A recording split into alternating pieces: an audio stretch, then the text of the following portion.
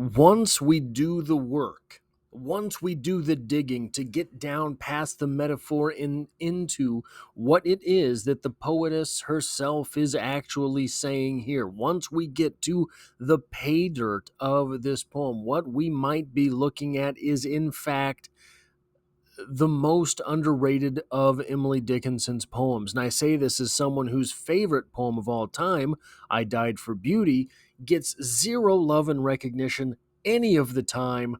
So that means a lot coming from me. Welcome to Strip Cover Lit, where we squeeze the bigger picture out of literature. I'm Adrian Ford, and we are here for another poetry discussion, which will appear, of course, in two separate playlists here on the channel. Number one being the poetry discussion list, now over 750 videos strong, cruising towards 800 videos, and then on to 1,000. And the second playlist in which this video will be is the Emily Dickinson playlist here on the channel. I believe we are approaching 250 Emily Dickinson videos on the channel. The poem in question is known as "The Soul Has Bandaged Moments." Now, it's not the easiest poem to read. So a lot of people, I think, never really get down into what is actually going on here. And if you have ever been in the place with the soul having bandaged moments, and of course you have, this poem reads as so true to life that it's almost ridiculous Emily Dickinson was able to filter it through a metaphor. The poem reads as such. The soul has bandaged moments when, too appalled to stir, she feels some ghastly fright come up and stop to look at her. Salute her with long fingers, caress her freezing hair, sip goblin from the very lips the lover hovered over. Unworthy that a thought so mean accost a theme so fair. The soul has moments of escape when bursting all the doors. She dances like a bomb abroad and swings open the doors. As do the bee, delirious born, long dungeon from his rose, touch liberty, then know no more, but noon and paradise. The soul's retaken moments when, felon all along, the shackles on the plumed feet and staples in the song. The horror welcomes her again, these are not braid of tongue. So, going over this poem, it is at first sort of one that will put you on your feet. It's sort of one that will take you aback. There's so much going on here, and Emily Dickinson is completely unafraid to bring in elements to a poem that you would not think, right? And she was such a metaphysical poet. The soul, your soul is bandaged in certain moments. Goblins and felons and all of these different words here that we're dealing with that you wouldn't necessarily expect to open up a poem, book of poetry and see these, but there's a lot going on here. The soul has bandaged moments when, too appalled to stir, she feels some ghastly fright come up and stop to look at her.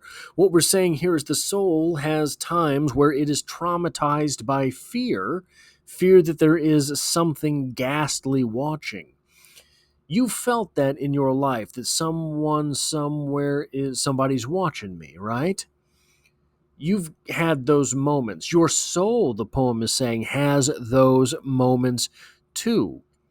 Salute her with long fingers, caress her freezing hair, sip goblin from the very lips that the lover hovered over. Unworthy that a thought so mean accost a theme so fair. First off, a thought so mean accost a theme. We're getting into Eminem territory there, but that scary, ghastly thing that caused the soul such fright. When the soul was already injured, the soul has bandaged moments when this fear strikes it. that thing which was scary to the soul reaches out with long fingers and plays with her hair. Is a goblin sipping from the very lips that her lover once hovered over. That thing is so low that it does not deserve to approach something so beautiful as the soul. The soul has moments of escape. Okay, so we've covered the soul having bandaged moments. We've covered that fright, that withdrawal. We've covered that sort of almost PTSD type of reaction from the soul, where something triggers it and it just braces up. We've covered that. Now we're moving on. The soul has moments of escape. Moments where it escapes this bandaged state. When bursting all the doors, she dances like a bomb abroad and swings upon the hours, as do the bees delirious born from long dungeon from his rose, touch liberty, then know no more but noon and paradise. This is so if we're talking about the same person here, right? Then this delirious born, this feels like being manic. The soul has moments of escape. Moments of escape suggest that the standard state for the soul is in captivity. But there are moments where the soul escapes and bursts all the doors, dances like a bomb. How does a bomb dance? It just explodes, right?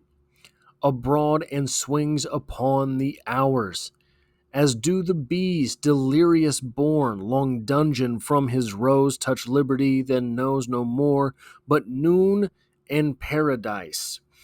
The soul's retaken moment. Okay, so my fault. In this time, the soul is free. The soul gets to kiss freedom. The soul's retaken moments when felon led along with shackles on the plumed feet and staples in the song. Once again, the soul is taken as prisoner. Once again, the soul is not free. The soul is confined. But that confinement comes with safety. That scary thing is not necessarily going to be there in the darkness of your cell. The horror welcomes her again. These are not braid of tongue.